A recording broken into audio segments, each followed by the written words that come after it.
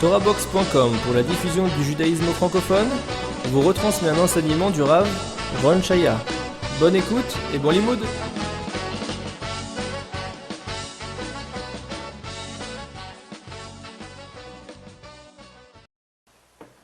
On va faire un cours maintenant sur Arbat Aminim. Arbat Aminim, c'est les 4 espèces de la Torah, ou le Karta Lachem Beyom Arishon. Vous prenez le premier jour, c'est le premier jour de Sukkot, Peretz Hadar, le fruit de l'arbre Hadar qui habite, ou qui est beau, plusieurs traductions du mot Hadar, Etz, Peretz Hadar, Kapot Marim, c'est des branches de palmier, Etz Avot, c'est du myrte, et Arbenachal, c'est du sol. Alors, le Peretz Hadar, Chazal on dit c'est quoi? C'est le Etrog. Etrog, en français le cédra. Voici des variétés de Etrogim, de cédra. Voici le bout du palmier, c'est ça. Dans le tronc, tu as une continuation, c'est la nouvelle pousse, c'est ça. Ça s'appelle un loulav. Etrog, loulav. Les myrtes, c'est branches de myrte. Voici. On prendra 3 branches de myrte. Et les haravot. Haravot, c'est le sol. Je répète, parce que je dirais les noms dorénavant en hébreu. Etrog, c'est le cédra. Loulav, c'est le palmier. Harava, c'est les 2 branches de sol. Et le myrte, c'est le hadas.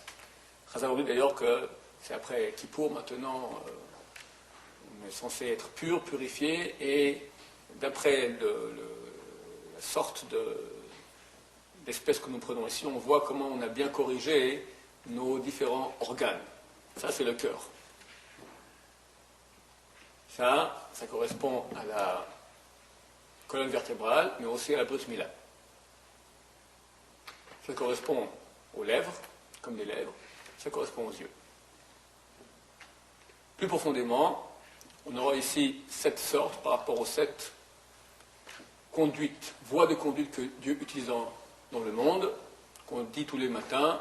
Lecha Hashem Hagdula, Vagvura. Hagdula, c'est Chesed, ce sera Gdula, Gvura, Vitif Eret, les 3 Hadassim, qui correspondent à Abraham, Yitzhak et Yaakov. Après, Netzer Vehod, c'est Moshe et Aaron, c'est les 2 branches de Harava.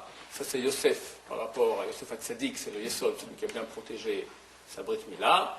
Et enfin, la Malachut, la royauté, c'est le cœur, le Cham Mamlacha, Dieu a toi, la Malcha, la royauté. Le cœur, c'est David Amelech. Abraham, Yitzhak, Yaakov, Moshe, Aaron, Yosef et David. Correspond aux 7 jours aussi de Sukkot. Chaque jour, on a un nouvel invité qui vient dans cet ordre-là. Abraham, Yitzhak, Yaakov, Moshe, Aaron, Yosef, David. David, c'est Shana Rabba. C'est la Malchut, c'est la royauté. C'est pas mon sujet. Je devrais faire, je le ferai à l'occasion peut-être l'année prochaine. Cette année, ici en Israël, le premier jour, on ne prend pas les 4 espèces. C'est Moukhtse. Et Chazal ont eu peur qu'on prenne le loulav et qu'on le transporte à l'extérieur dans le domaine public. Alors ils ont décrété qu'on annulait cette mitzvah le jour du Shabbat.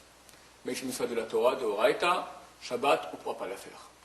Donc les 6 autres jours qu'il y a, c'est une mitzvah d'Erabanan, c'est un décret qu'a fait Rabbi Yochanan ben Zakkai, parce que le temple a été détruit, il a décrété, à l'époque on faisait 7 jours dans le Beth Amikdash, et 1 jour hors du Beth Amikdash. Rabbi Yochanan ben Zakkai a décrété que depuis que le temple est détruit, on ferait 1 jour, comme toujours, hors du Beth Amikdash, hors du temple, mais on fera encore 6 jours supplémentaires à l'extérieur. Vu qu'ils sont que des Rabanan, les lois qui concernent la cacheroute, parce que pas n'importe quel fruit de ces fruits-là, de ces espèces-là, il est caché comme il y a des lois très strictes, il faut qu'il soit beau. C'est important qu'il soit beau d'après les critères que Chazal ont dit. Alors c'est principalement le premier jour. Les autres jours, ils doivent être beaux aussi, mais c'est moins grave parce que ce n'est pas de la Torah. Donc ce ne sera pas un cours aujourd'hui sur la cacheroute et les critères de beauté de ces espèces. Peut-être en passant, je dirais 2 petits 3 mots par-ci par-là. Une chose moins importante, il faut que ce soit ces espèces-là. Je ne vais pas prendre la place d'un palmier une branche de chêne. À la place de ça, je prends maintenant, je ne sais pas moi, des lilas. Là, je prends des tulipes. Et là, je prendrai un citron. À propos des hétrogim, je fais une petite parenthèse, parce qu'il y a un gros problème. Le hétrog, c'est ce qui coûte le plus cher. Il y en a qui sont très très beaux, qui s'achètent des fois à des fortunes. On a les cas de 150 € pour un citron, d'accord, qu'on ne mange même pas pour finir. C'est 150, 200 € s'il est très très beau. Et il y a l'appât du gain. Maintenant, l'étrog, de façon naturelle, ça c'est un vrai étrog, vous voyez, d'origine yéménite, qui sont ici en Israël. Les Sfaradim principalement achètent en Israël des étrogim de plants d'origine yéménite.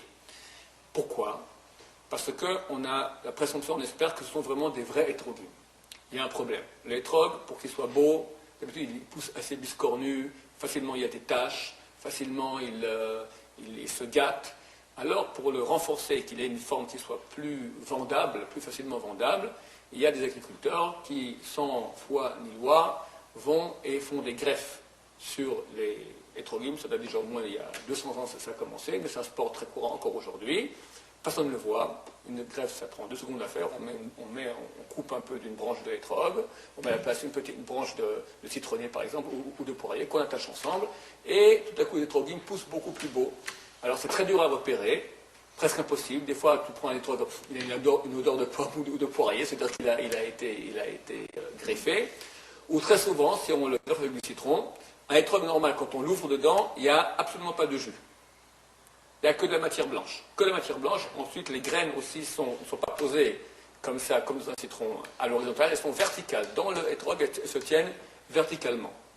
Donc, ce sont certains signes. De même, on sait qu'ici, l'endroit de la branche, il est intérieur. Mais ce ne sont pas des signes qui sont des signes infaillibles. Ce ne sont pas des signes infaillibles.